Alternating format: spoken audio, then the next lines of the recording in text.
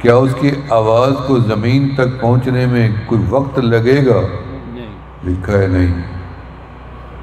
جیسے بجلی زمین پہ گرتی ہے کوئی وقت نہیں لگتا، آنن فانن پلک جھپکنے سے بھی پہلے آتی ہے، اتنی تیز اور جلدی وہ آواز زمین سے ٹکرائے گی، نہ حیوان بچیں گے، نہ انسان بچیں گے، نہ پرندے بچیں گے، نہ درندے بچیں گے، نہ مچھلیاں، نہ پانی کی، نہ بلکہ فرشتے بھی، جنات بھی سب ختم ہوئے۔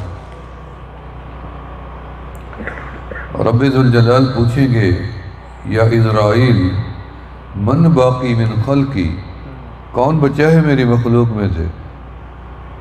اسرائیل علیہ السلام فرمائیں گے یا ربی جبرائیل میکائیل و اسرافیل وانا عبدک الضعیف الفقیر۔ اللہ اسرافیل میکائیل اور جبرائیل اور میں آپ کا فقیر، چار بچے۔ اللہ فرمائیں گے اقبض روحا اسرافیل، پہلے اسرافیل کی روح قبض کرو۔ جائیں گے یا اسرافیل امرنی ربی ان اقبض روحک، میرے رب نے مجھے حکم دیا میں تیری جان روح نکالوں، کہیں گے نکالو، اللہ کی دی۔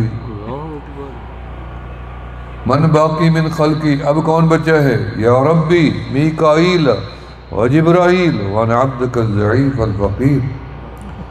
اللہ فرمائیں گے اقبض روح میکائیل، اب اس کی بھی روح نکالو، کیونکہ میں تو کیل کرنے والا میکائیل ہوں، اب تیری ضرورت ختم ہو گئی، دنیا گئی، ان کی روح قبض۔ اب من باقی من خلقی یا ربی جبرائیل وانا عبدک الضعیف الفقیر، نوریوں کا سردار اقبض روح جبرائیل، جبرائیل کی روح نکلی جا رہی ہے، جن کو دنیا خدا مان رہی ہے۔ عیسائی ان کو تیسرا خدا مانتے، جبرائیل، تین خدا۔ اب اسرائیل علیہ السلام بچیں گے، سمجھ جائیں گے اب میری بھی باری ہے، اتنی خوف زدہ ہو جائیں گے، اللہ کی خشیت میں اتنی پسینہ آئے گا، 600 پر رکھنے والا فرشتہ اپنے پر پسینے میں ڈوب جائے، خشیت ربی، اللہ کے ڈر میں۔ اللہ فرمائیں گے من باقی من خلقی یا اسرائیل یا ربی انا عبدک الضعیف، کوئی نہیں بچا میرے سوا۔ اللہ فرمائیں گے مت یا اسرائیل وزق یا اسرائیل، تو اب مر بھی جا اور تو ذائقہ بھی موت کا چکھ، اور اتنی چکھنا پڑے گا جتنی میری ساری مخلوق نے چکھا۔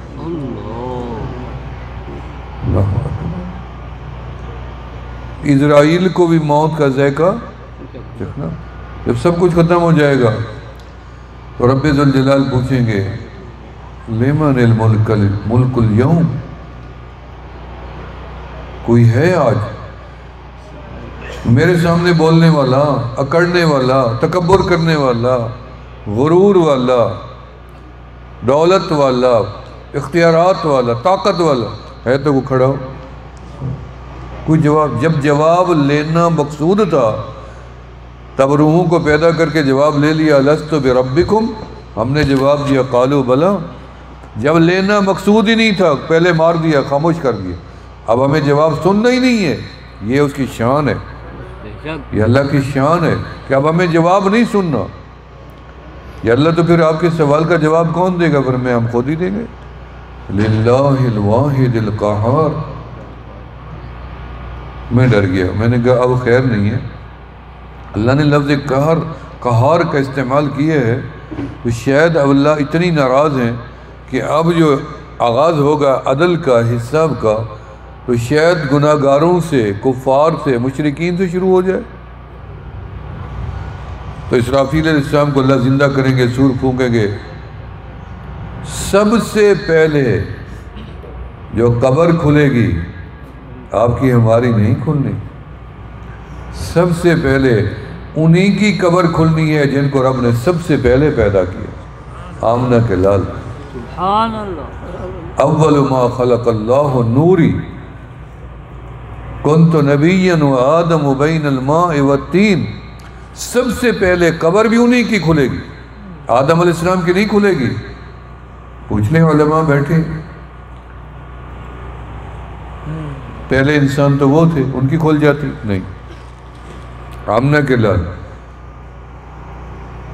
سب سے پہلا نام بھی آمنہ کے لال کا. اللہ کے بعد دوسرا نام جو متعارف کروایا گیا کائنات میں آمنہ کے لال. آدم کا نہیں تھا، جبرائیل علیہ السلام کا، کسی کے فرشتے کا نہیں تھا. اور رب تھا، یا رب نے اپنے حبیب کا انتخاب کیا. فتجلی ربہ باسمہ المحمود فخرج منہا نورا فسمى محمد. اللہ نے اپنے نام محمود کے اوپر تجلی ڈالی، جو نور نکلا اس کا نام محمد رکھا. سبحان اللہ. اور سب سے پہلے عرش بری کے اوپر لکھوایا انی انا اللہ لا الہ الا انا محمد الرسول اللہ. سب سے پہلے دنیا میں ظاہر ہونے والا نام میرے اللہ کا ہے. خود رب نے منکشف کیا اور اپنے عرش پہ کیا. کائنات پہ کرتے تو شاید کائنات اسی وقت ہی ختم ہوئی جاتی. اللہ نے اپنے نام کی تجلی سب سے پہلے اپنے عرش پہ ڈالی اور اپنا نام منکشف کر دیا. اور ساتھ ہی اپنے حبیب، کیونکہ پہلے اللہ نے کہہ دیا کہ انی انا اللہ لا الہ الا انا، یعنی میں الہ ہوں. آنا کا لفظ رب نے جب استعمال کر لیا تو اب اللہ کی مخلوق میں کسی کو اجازت نہیں ہے کہ وہ کہے میں کی اجازت نہیں ہے. جو رب نے پہلے کہہ دیا میں. دوسرا نام محمد الرسول اللہ عرش بری پہ لکھا. اب میں نے اگلے دن پنجاب میں بیان میں کہا عرش کے اوپر کیا ہے؟ عالم امر. عرش کے اوپر کیا ہے؟ عالم امر. اللہ جو ہے امر اس کا چلتا ہے نا، امر اللہ کو کہتے ہیں. عالم امر. عرش کے نیچے کیا ہے؟ عالم خلق. اوپر امر، نیچے خلق. خلق اور امر کے بیچ میں کیا ہے؟ اللہ کا عرش. اور عرش کے اوپر کیا لکھا ہوا ہے؟ لا الہ الا اللہ محمد رسول اللہ. یعنی خالق اور مخلوق کے بیچ میں جو رابطہ ہوا ہے اللہ نے اپنے محبوب کو واسطہ بنایا. عرش پہ بری پہ یہی کلمہ لکھا ہوا ہے، جنت پہ لکھا ہوا ہے، دیواروں پہ لکھا ہوا ہے، درختوں پہ لکھا ہوا ہے، پتوں پہ لکھا ہوا ہے، ٹہنیوں پہ لکھا ہوا ہے، فرشتوں کی آنکھوں میں لکھا. حور و غلمان کی آنکھیں نام محمد سے چمک رہی. سبحان اللہ. فرشتوں کی پیشانیاں چمک رہی ہیں اسی کلمے کی برکت. کیا وجہ ہے؟ اگر یہ کلمہ ہمارے دل میں اتر جائے تو ہمارا دل نہیں چمک سکتا.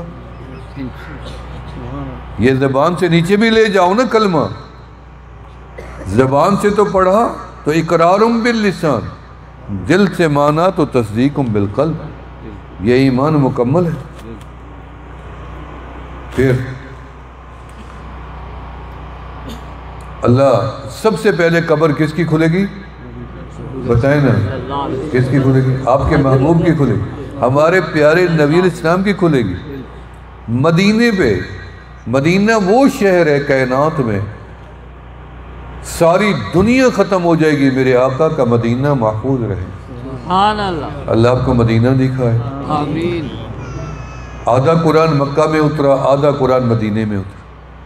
جہاد کا حکم مدینے میں ملا، پردے کا حکم مدینے میں ملا، حج کا حکم مدینے میں ملا، روزے کا حکم مدینے میں ملا. پہلی مسجد مدینے میں بنی، پہلی اذان مدینے میں ملی، تحویل قبلہ مدینے میں ہوا، جمعہ مدینے سے ملا، عیدین مدینے سے ملی، زکوٰۃ کا حکم مدینے میں ملا، جہاد کا مدینے میں ملا. پہلی قبر بنی، جنت البقیع بنی مدینے میں. سبحان اللہ. جبل احد جنت کا 8 میل لمبا پہاڑ مدینے میں. وادی عقیق جنت کی وادی مدینے میں. ریاض الجنت ہے تو مدینے میں. آمنہ کے لال ہیں تو مدینے میں. المدینۃ جزء من الجنہ. اللہ نے پورے مدینے کو جنت بنا رکھا ہے. جنت کیسے ختم ہو جائے جب ہے پورا جنت؟ تو آمنہ کے لال جنت میں آرام فرما ہے. ہمارا عقیدہ ہے جو تربت، جو مٹی آپ کے بدن اطہر و انور کے ساتھ لگی ہے، اس مٹی کا کائنات میں کوئی مقابلہ ہی نہیں ہے، تقابل ہی نہیں ہے۔ آپ کی ذات تو ماورا ہے تقابل سے، لیکن وہ مٹی کسی چیز کا مقابلہ نہیں کر سکتی۔ کعبے سے افضل، بیت المعمور سے افضل، جنت الفردوس سے افضل، بلکہ میرے تو علماء نے یہاں تک عقیدت میں لکھا ہے کہ وہ تو عرش بری سے بھی افضل ہے۔ یہ مٹی آپ کے بدن اطہر کے ساتھ لگی ہوئی، اس کا کوئی مقابلہ نہیں ہے۔ اللہ تمہیں مدینہ دکھائے، جب قبر کھلے گی اور اللہ کی نظر سیدھی اپنے محبوب کے اوپر پڑے، سیدھی۔ آپ نے فرمایا میں سب سے پہلے قبر سے اٹھوں گا، اللہ مجھے فرمائیں گے کہ میرا محبوب آپ پہلے بندے کا انتخاب کر دیں جس سے میرا عدل کا حساب و کتاب کا آغاز کریں۔ اللہ خود بھی کر سکتے تھے، پہلے شیطان کو پکڑ لیتے، پہلا نافرمان تھا، مشرکین کو پکڑ لیتے، ملحدین کو پکڑ لیتے، انبیاء کو جنہوں نے ناحق ٹکڑے ٹکڑے کر دیا ان کو پکڑ لیتے، نہیں۔ پھر میری سمجھ آیا یہ عدل الہی کے خلاف تھا کہ اللہ ہم جیسوں کو یا ہم سے اچھے لوگوں کو، قرون اولیٰ کے لوگوں کو انتظار میں بٹھا دیتے کہ آپ انتظار کرو، آپ کا فیصلہ میں آخر میں کروں گا، اور پہلے کافروں کا فیصلہ شروع ہو جاتا۔ یہ عدل کے خلاف تھا۔ حق یہی بنتا تھا کہ جنہوں نے اپنے بدن کو دنیا میں تھکایا، جگایا اور اللہ کی راہ پہ جانیں قربان کی، اللہ سب سے پہلے ان کا فیصلہ کر کے جنت میں بیٹھ اپنے عرش کے نیچے بٹھا کے جنت کا داخلہ، تاکہ ان کا حق پہلے ہے۔ حقوق ہوتے ہیں نا۔ حاجی امداد اللہ مہاجر مکی رحمۃ اللہ علیہ ہمارے بڑے سید الطائفہ تھے، مولانا رشید احمد گنگوئی رحمۃ اللہ علیہ اور مولانا نانوتوی رحمۃ اللہ علیہ جب کھانے کے لیے بیٹھے تو روٹیاں لائی گئی، تو روٹیاں گرم اوپر تھی، ٹھنڈی نیچے تھی۔ حضرت حاجی صاحب نے نیچے سے ٹھنڈی روٹی نکال دی، نے کہا حضرت گرم اوپر ہے یہ کھائیں، پھر میں نہیں، یہ عدل کے خلاف ہے۔ جو روٹی پہلے پکی ہے اس کا حق پہلے ہے کھانے کا، بات ٹھنڈی گرم کی نہیں ہے، بات حقوق کی ہے۔ یہ سمجھنے کی باتیں ہیں ساری، ہمیں بڑوں نے سمجھائی۔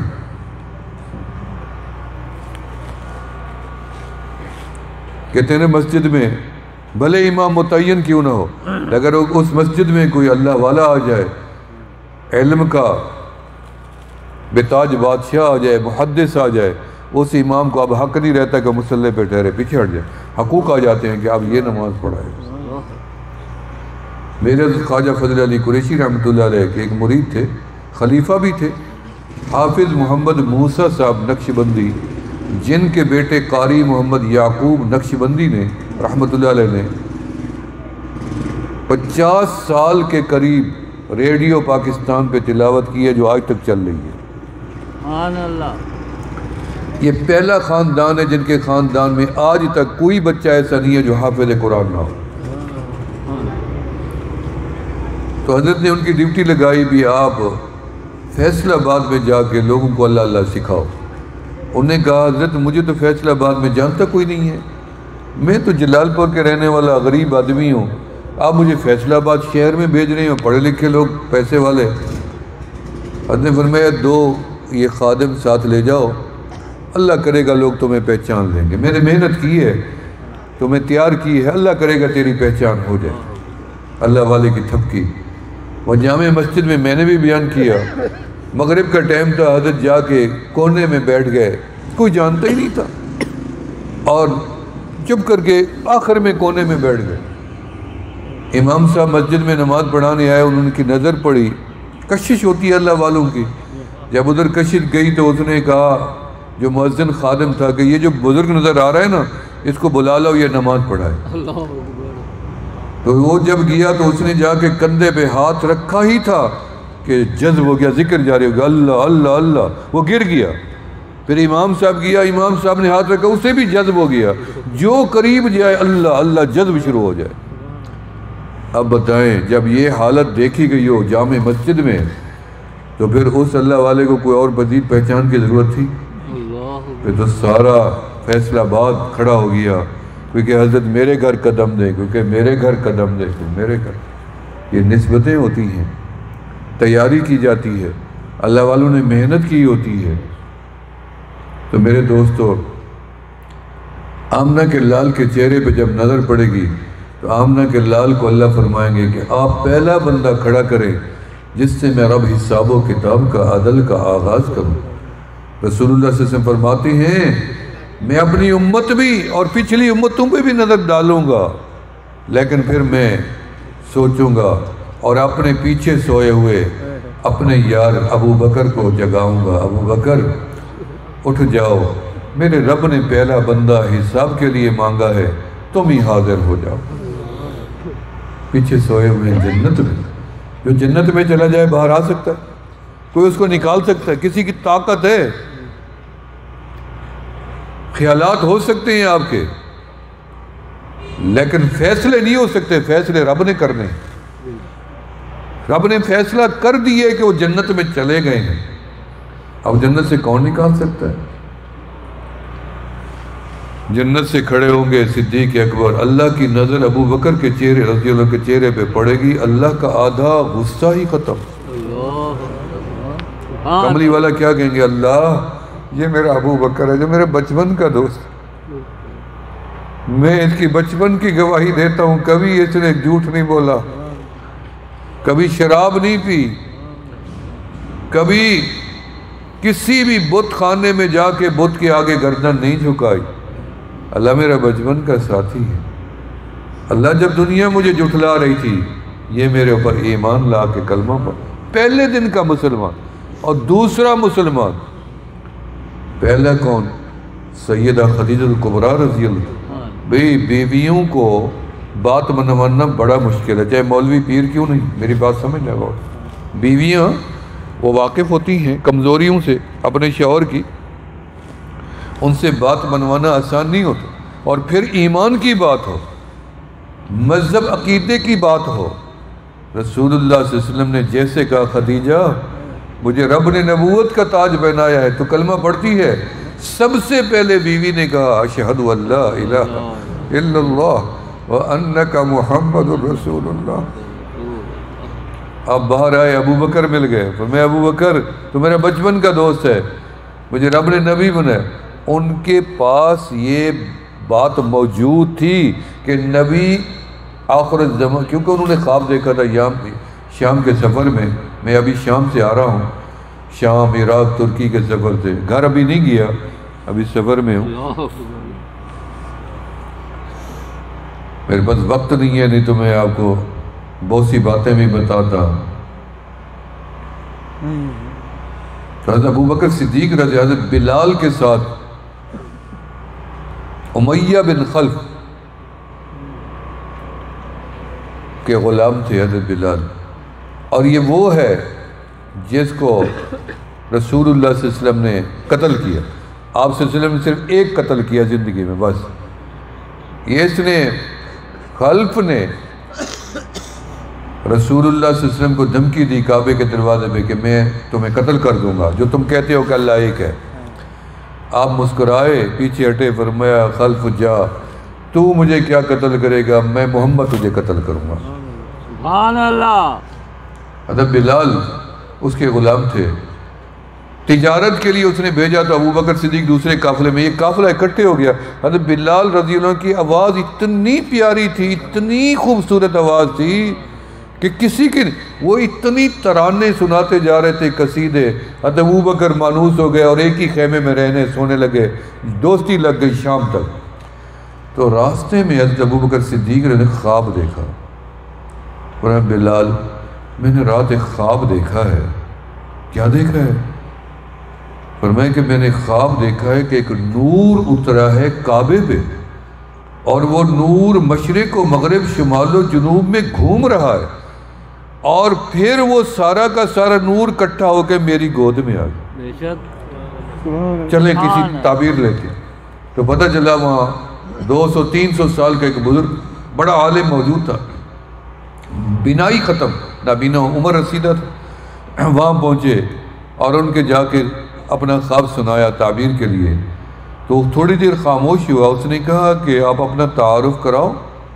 انہوں نے کہا میں ابو بکر ہوں، ابی قحافہ کا بیٹا ہوں، قریش میرا خاندان ہے، مکے کے تجار میں آیا ہوں قافلے میں. اس نے کہا آگے آؤ. قریب کیا اور کہا اپنا سینہ میرے سینے کے ساتھ لگا لو. انہوں نے کہا کس کی وجہ؟ انہوں نے کہا جو تو نے خواب دیکھا ہے، سچا خواب دیکھا ہے، ان قریب اس ہستی کی آمد ہونے والی ہے، اظہار ہونے والا ہے، ظہور ہونے والا ہے، جن کے لیے رب نے کائنات بنائی تھی. اگر میں زندہ رہا تو میں ان پہ جا کے کلمہ پڑھ کے آؤں گا، اور اگر میں مر گیا تو میرا ان کو پیغام دے دینا کہ میں نے کلمہ پڑھ لیا، اور یہ سینہ میرے ساتھ لگائے جاؤ، تیرا سینہ ان کے سینے سے ضرور لگے گا. یہ خواب دیکھا تھا سیدنا ابو بکر صدیق. اور دونوں نے، حضرت بلال نے، حضرت ابو بکر صدیق نے آپس میں عہد کر لیا کہ یہ تو بھی کسی کو نہ بتانا، میں بھی نہیں بتاتا، چلیں انتظار کرتے ہیں. مکہ میں واپس آئے حضرت بلال، دونوں جب ملیں تو خسر بسر کان میں کریں، پتہ چلا انہیں کہ نہیں، پھر پتہ چلا نہیں. آخر وہ دن آیا کہ نبی علیہ الصلوۃ والسلام، پہلا دن ہی تھا تو آپ نے ابو بکر، اللہ نے مجھے نبوت کا تاج بنایا. ابو بکر صدیق نے کچھ بھی نہیں کہا، فرمایا اشہد ان لا الہ الا اللہ وانک محمد الرسول اللہ. آپ مسکرائے، فرمایا ابو بکر اب تجھے تیرے خواب کی تعبیر مل گئی. سبحان اللہ. حضرت ابو بکر صدیق حیران ہو گئے کہ یہ تو ہم نے عہد کیا تھا، کسی کو نہیں بتایا، کیسے ان کو پتہ چل گیا؟ بس یہ بات رات کی تاریکی میں گئے اور حضرت بلال کا جا کے دروازہ کھٹکایا. وہ کہتے ہیں حضرت بلال جب سے ہی ہمیں خواب کی تعبیر ملی میں نے سونا بند کیا ہوا تھا، پوری رات جاگتا تھا کہ کسی وقت بھی ابو بکر میرا کنڈا کھٹکا سکتے. آخر وہ گھڑی آئی، صدیق اکبر نے آواز دی، بلال جلدی سے باہر آؤ، جلدی سے باہر آئے، جلدی آؤ میں نے کلمہ پڑھ لیا. آمنہ کے لال حضرت بلال نے جا کے کلمہ پڑھا. اللہ اکبر.